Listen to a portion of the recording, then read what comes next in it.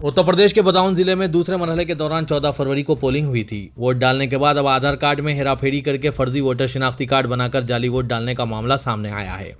Badaun police ने इस मामले में अब तक 3 मामले दर्ज किए हैं। पुलिस ने फर्जी आधार कार्ड के साथ लैपटॉप, हार्ड डिस्क, कंप्यूटर और प्रिंटिंग मशीन भी बरामद की है। बताया जाता है कि 14 फरवरी को इस्लाम नगर, 15 फरवरी को सहवान कोतवाली और 18 फरवरी को हंस थाने में मुकदमा दर्ज किया गया था। तीनों मामलों में पुलिस ने जाली आधार कार्ड के साथ साथ कंप्यूटर, प्रिंटिंग मशीन वगैरह भी बरामद किए हैं। सहवान असेंबली सीट से नेशनल परिवर्तन दल के उम्मीदवार और साबिक वजीर डीपी यादव के बेटे कुणाल सिंह यादव ने 17 फरवरी को इलेक्शन कमीशन से शिकायत की थी और 52 बूथों पर दोबारा पोलिंग कराने का मुतालबा किया था। अब बीजेपी के उम्मीदवार डी के भारद्वाज ने भी इस मामले को संगीन करार देते हुए इलेक्शन कमीशन से शिकायत की है। कांग्रेस जनरल सेक्रेटरी प्रियंका गांधी ने हफ्ते को रायबरेली और अमेठी में पार्टी उम्मीदवारों के हक में मुहिम चलाई। प्रियंका गांधी ने आज तक से खुसूसी बात करते हुए भारतीय जनता पार्टी पर भी शदीद हमला किया। ताहम इस दौरान प्रियंका गांधी भी समाजवादी पार्टी और कांग्रेस के खिलाफ लगाए गए दहशतगर्दाना रवाबित से मुतालिक बीजेपी के इल्जाम पर कुछ भी बोलने से गुरेज किया। प्रियंका गांधी ने कहा कि मैं बचपन से रायबरेली आ रही हूं। बीजेपी हुकूमत ने रायबरेली को मुकम्मल तौर पर मुस्तरद कर दिया है। एम्स के साथ कई प्रोजेक्ट किए गए थे जो बंद हो गए हैं। अवाम से इनकार किया और बेरोजगारी में इजाफा किया। बीजेपी पर हमला करते हुए प्रियंका गांधी ने कहा कि बीजेपी बताइए कि अमेठी में जो तरक्की हुई है वो किसने की है, बीजेपी ने वहां क्या किया। प्रियंका गांधी ने कहा कि अगर हम अमेठी और रायबरेली को भूल जाएं तो मेरी माँ, दादी, वालिद यहाँ के नुमाइंदे क्यों हैं, बीजेपी को बताना चाहिए। उत्तर प्रदेश में असेंबली इंतखाबात हो रहे हैं। 2 मरहलों में 113 सीटों पर पोलिंग हो चुकी है, जबकि तीसरे मरहले के लिए 20 फरवरी को पोलिंग होने वाली है। तीसरे मरहले की पोलिंग से सिर्फ 2 दिन पहले गुजरात के 2008 के अहमदाबाद सिलसिलेवार बम धमाकों के मामले में खुसूसी अदालत ने 49 कसूरवारों को सज़ा सुनाने का ऐलान किया था। 38 मुलजिमीन को सज़ाए मौत और 11 को उम्र कैद की सज़ा सुनाई गई। इनमें से बहुत से सज़ा याफ्ता मुजरिम उत्तर प्रदेश के आजमगढ़ के रहने वाले हैं। एक मुजरिम मोहम्मद सैफ के वालिद शादाब अहमद के साबिक वज़ीर आला अखिलेश यादव के साथ एक तस्वीर भी सामने आई थी। अब इसकी वजह से उत्तर प्रदेश में सियासी पारा चढ़ा गया है।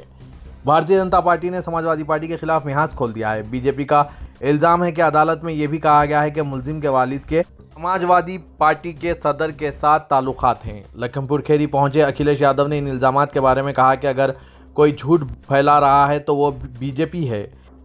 इतवार को उत्तर प्रदेश में असेंबली इंतखाबात के तीसरे मरहले में वोटिंग के दौरान अटावा के सैफाई में एक अनोखा नज़ारा देखने को मिलेगा, जब मुलायम सिंह यादव का पूरा खानदान वोट डालने वहां पहुंच जाएगा।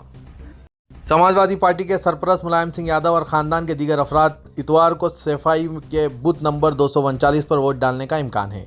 मुलायम सिंह यादव का गांव सैफाई अटावा की जसवंत नगर असेंबली सीट के तहत आता है। मुलायम के छोटे भाई मुलायम सिंह यादव 1996 से मुसलसिल जसवंत नगर सीट से इलेक्शन जीत रहे हैं। मुलायम सिंह यादव, एसपी सरबराह अखिलेश यादव, शिवपाल यादव, डिम्पल यादव, प्रतीक यादव, धर्मेंद्र यादव, राम गोपाल यादव इन चंद नामों में से हैं जिनका ताल्लुक इनके ख़ानदान से है। बूथ नंबर 239 की वोटर लिस्ट में साबिक वज़ीर आला अखिलेश यादव का नाम 268 नंबर पर है, जबकि डिम्पल यादव का नाम 572 पर है। अपर्णा यादव ने हाल ही में बीजेपी में शमूलियत इख्तियार की है, जो मुलायम सिंह यादव की छोटी बहू है। ताहम यह देखना होगा कि अपर्णा खानदान के साथ वोट डालने आती है या अलग से। इलेक्शन कमीशन ऑफ इंडिया ने मुतनाज़ा बयान देने पर तेलंगाना बीजेपी लीडर राजा सिंह के खिलाफ कार्रवाई की है। कमीशन ने वोटरों को मुबैना तौर पर धमकियां देने के इल्ज़ाम में राजा सिंह पर उत्तर प्रदेश में इंतखाबी मुहिम चलाने पर पाबंदी लगा दी है।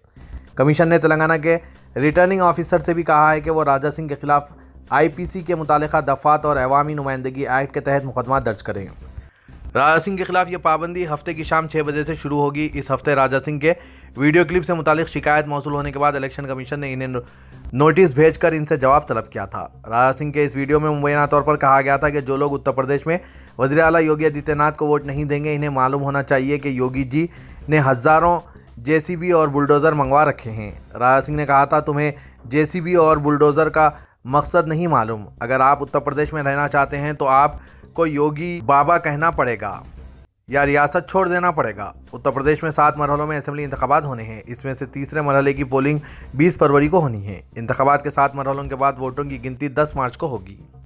समाजवादी पार्टी के उम्मीदवार सोनू कुंजिया की हिमायत में जलसेआम के लिए पहुंचे स्टार प्रचारक साबिक वजीर स्वामी प्रसाद मौर्य के सामने स्टेज पर चढ़ने के लिए भीड़ एक दूसरे से टकरा गई।